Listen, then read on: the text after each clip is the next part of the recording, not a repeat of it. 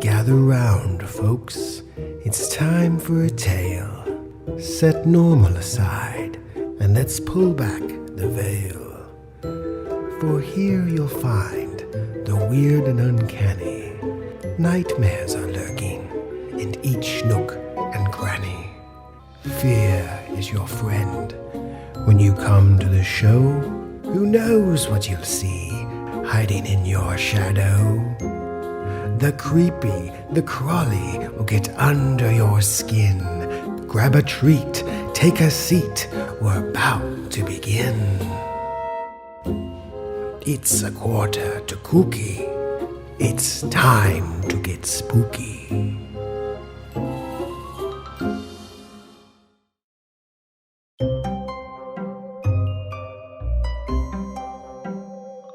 As a kid, Halloween was my favorite holiday.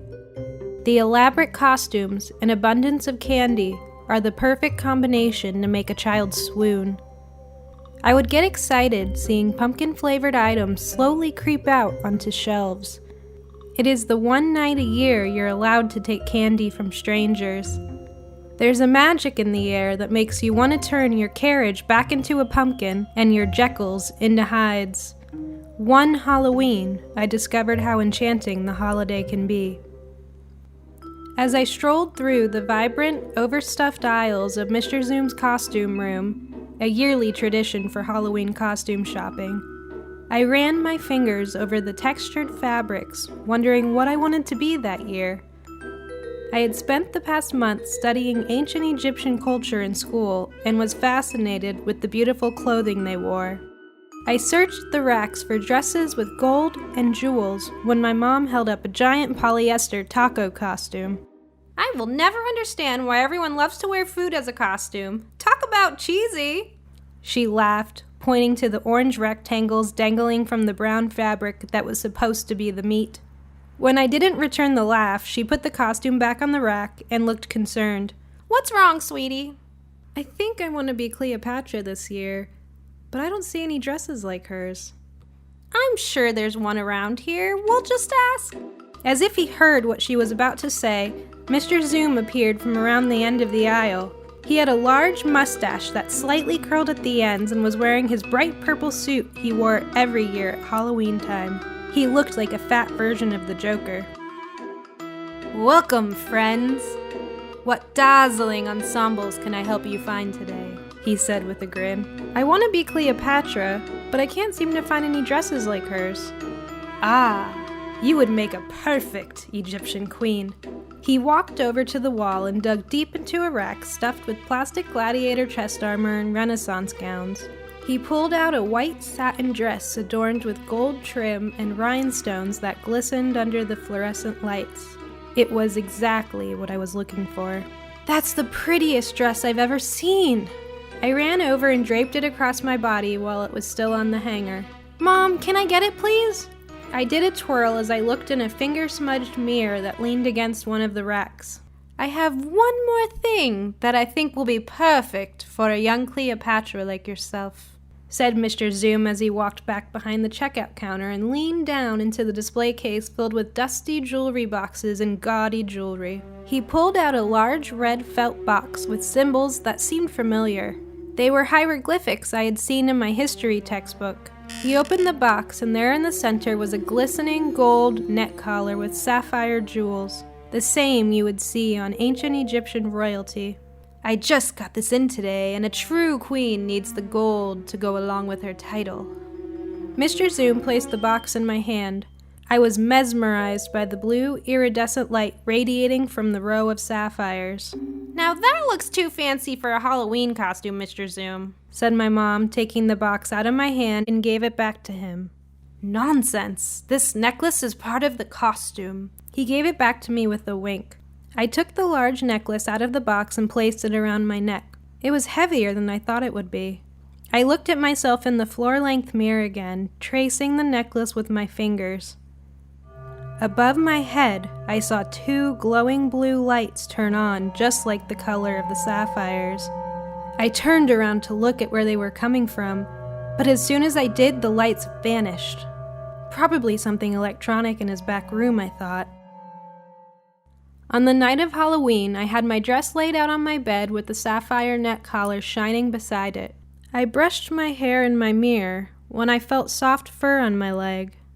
I bent down and petted my brown and black tabby cat Lynx as he purred. He hopped up on the bed, walked over my dress, and was mesmerized by the light reflecting off the sapphires. He swatted at the necklace with his paw, and I heard it jingle. "What are you doing? Lynx, no!" He knocked it on the floor and pounced on it as if it was his prey. I grabbed it out of his mouth, and he scurried away. I noticed one of the jewels had fallen off in the shuffle. "You stupid cat!" I didn't see the sapphire anywhere on the ground. I finished getting dressed and glanced through my window at the auburn hue stretched across the sky. The moon peeked out behind the rust-colored leaves of the forest next door, beckoning the trick-or-treaters to start their adventures. I was taking in the beautiful view when I saw the blue lights again at the bottom of one of the trees. They stared at me without pause, and I felt like I was being watched. Could they be eyes? The doorbell rang, and they disappeared. Maybe someone's pet got out, I thought, but couldn't assure myself this time. "I'll get it, Mom!" I yelled as I ran for the door. When I opened it, my two best friends, Cindy and Jen, were out front. Cindy was wearing a medieval princess costume, while Jen was wearing a cardboard bread cutout around her neck and a beret. "What are you supposed to be, Jen?" "I'm French toast. See the beret and the toast?" she said, pointing at her costume accessories. "I told her it wasn't that funny," Cindy chuckled, shaking her head. "But look at your costume. That dress is gorgeous." "It came with this perfect necklace, too, but Lynx knocked one of the jewels off." My mom entered, interrupting. "Don't you all look fabulous this year?" She had her digital camera at the poise to be our personal paparazzi. "Let's have the piece of bread in the front and our princess and queen behind her." "It's French toast, Mrs. Davidson," cried Jen. "We gotta go, Mom. The big candy bars will be taken," I said, grabbing my candy pail and headed for the door. "Stay in the neighborhood and only go to the houses with the lights on," my mom yelled after us as we raced down the driveway, ready for our candy-acquiring adventure to begin. Our block was part of a suburban neighborhood still in development with a few dense wooded lots in between some of the houses. We passed the part of the street that had the biggest stretch of woods when a glow popped up in my peripherals. I stopped as Cindy and Jen kept going. I looked into the woods and saw the same glowing blue eyes I had seen outside my window. "Guys, hold on a sec," I shouted at them as I walked towards the unblinking gaze. "Why are you stopping? If we don't hurry, all the good candy is gonna be gone." They came back to join me, and the eyes disappeared again. I think something's following me. I pulled apart branches to try to see if I could find any evidence something had been there, but all I could see was darkness. "I don't see anything," said Jen, squatting down to tie her shoelace. "I saw two glowing blue eyes at the costume shop, and then again outside my window when I was getting ready. And now I just saw them again in the woods." "Somebody's dog probably got out and thinks Jen looks like a tasty snack," joked Cindy. "You're just jealous of my clever costume." Jen pulled on one of Cindy's braids. "Did either of you bring a flashlight?" "I always bring one with me at night," boasted Cindy, handing me a small metallic red flashlight with a keychain on the end. The flashlight was dim, and I could only see about 10 feet in front of me. The leaves crunched under our feet as we made our way through the trees. There was no sign of any wildlife. I shined the flashlight over the trees in every direction. There was nothing out of the ordinary except the occasional fast food wrapper. "I guess it ran away. Let's get out of here." We all turned around to go back to the road. I aimed the flashlight towards the upper tree branches, investigating, when I tripped over something and stumbled. It felt too lumpy and soft to be a rock. I followed the flashlight beam down and saw a pile of bandages. "Wait, look at this." I tried picking up one of the bandages and they were stuck together. "This kind of looks like..." It dawned on me as I noticed 2 bandaged triangles at the top of the lump. Ears. This looked exactly like the mummified cats I had seen in my history textbook. I was horrified. "What is it?" asked Cindy, poking it with her finger. "I think it's a cat. A mummified cat." "That's disgusting." Cindy wiped her finger on her dress, repulsed, and ran behind me. "What should we do with it?" asked Jen. "Leave it here. It probably has rabies." I remembered my textbook said cats were sacred animals that were mummified as offerings to a cat goddess when they passed. I thought disturbing it would be bad luck for us. "Maybe we can contact the museum tomorrow and see if they're missing one." "It's moving!" cried Cindy. The bandages were rustling in the shaking yellow beam of the flashlight I still had in my trembling hands. "Zombie cat," whispered Jen, squeezing my arm in fear. We waited as it struggled for a minute, but couldn't break free from the bandages. I didn't want it to suffocate if it was alive. I gave the flashlight to Cindy. I unwrapped the top layer of bandages. It had to be at least 5 layers thick. I got to the last layer and saw a patch of fur stuck out, a brown and black patch, just like on Lynx. Oh no, it couldn't be. I started to unwrap him faster, hoping that another cat could have the same markings too. His feet kicked weakly as they were released. Finally, I unwrapped the head, and poor Lynx looked up at me with his yellow eyes, pleading for help. "Oh, Lynx! How'd this happen to you?" I picked him up and held him in my arms. He let out a weak meow. "How'd your cat get here?" asked Cindy. "I'm not sure. My mom never lets him outside. I should get him home, though. You guys can keep going without me." "Are you sure?" "Yeah, go ahead. I'll catch up with you after I drop him off." We walked out of the woods back onto the road. Lynx fell asleep in my arms shortly after I started walking to my house. I thought maybe I let him out when we left the house, but my mom was by the door when we left. She would have caught him. And who would do this to a cat? I walked up my driveway and glanced over at the woods next to my house where I saw the glowing eyes earlier. Nothing but darkness came from the woods. "Mom, Lynx got out!" I yelled, walking in and shut the door behind me. I could hear the radio on in the living room, and the smell of fresh-baked cookies wafted through the air, but my mom didn't answer. I went directly into the sitting room near the entryway where we kept Lynx's kitty bed. I placed him in it and went to the kitchen to grab his water bowl. There were fresh sugar cookies in the shape of pumpkins on the stove, just as I suspected. I grabbed one and bit into it as I picked up Lynx's water dish. I looked over the counter, past the kitchen table. The back door was wide open. That would explain how Lynx got out. I looked to the left towards the living room. I dropped the water bowl and the half-bitten cookie. Water splashed everywhere as I screamed. There was a mummy laying on my floor. It looked to be about my mom's height. "Mom!" I ran over and started pulling at the bandages as fast as I could. I tore several layers until I finally could see the clothes she had been wearing earlier that night. I couldn't help but break down in tears. "Mom, please be okay." I tore at those bandages for what felt like eternity.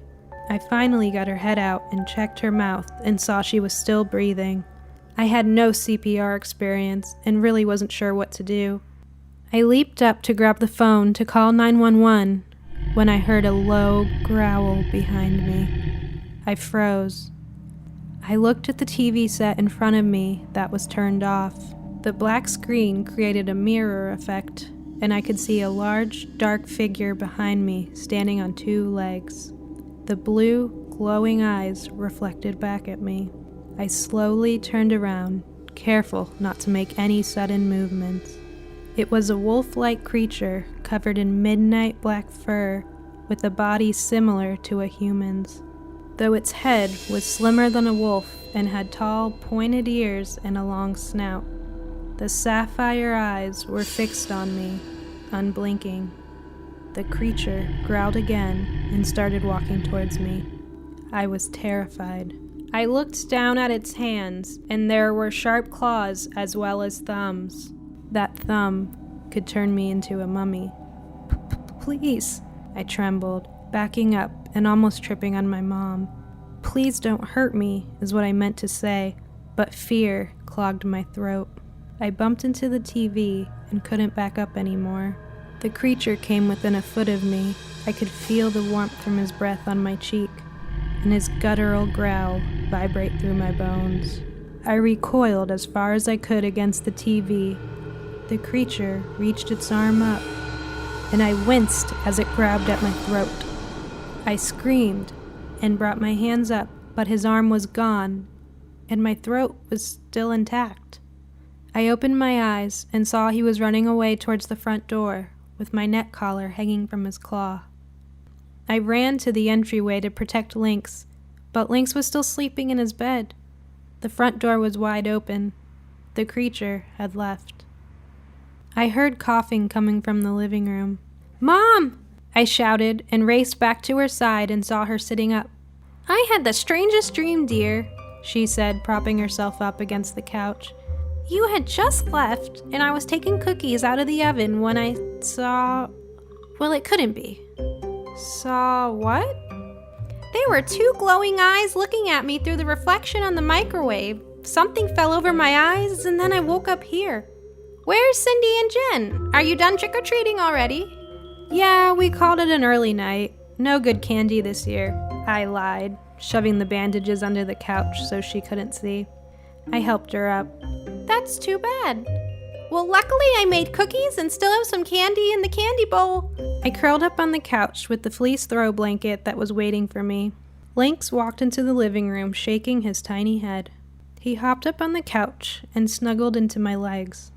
My history textbook was laying on the end table. I grabbed it and opened it up to the chapter I had read on mummies. I skimmed over the pages and saw a picture I must have missed before. A large, wolf-like dog creature stood on two legs with the staff and robes. On his neck was a gold and sapphire neck collar, the same necklace I had been wearing with my costume. I read the caption under the picture. "Anubis is the Egyptian god of mummification in the afterlife. He had the head of a jackal on the body of a man. Anubis. He must have mummified my mom and cat trying to find me to reclaim his necklace." I closed the textbook and stroked Lynx. He stood up in my lap and started coughing and heaving. "You okay, buddy?" His fur pulsed up and down on his spine as he regurgitated a hairball right onto my blanket. "Gross!" I exclaimed, throwing the blanket on the ground in disgust. The pile of hair and vomit tumbled across the floor. A blue sapphire jewel rolled out of the brown mess and stopped at the end of the coffee table. Glowing like the eye of the jackal, it was calling.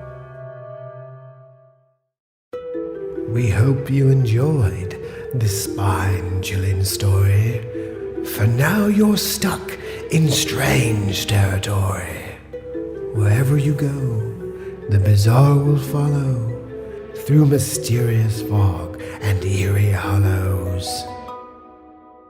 You can't hide behind brick and mortar when you're lost within the spooky quarter. The Spooky Quarter features narrator Megan Daniels, story host Johnny McHone, and story editing by Melanie Daniels. The following Glow was written by Megan Daniels.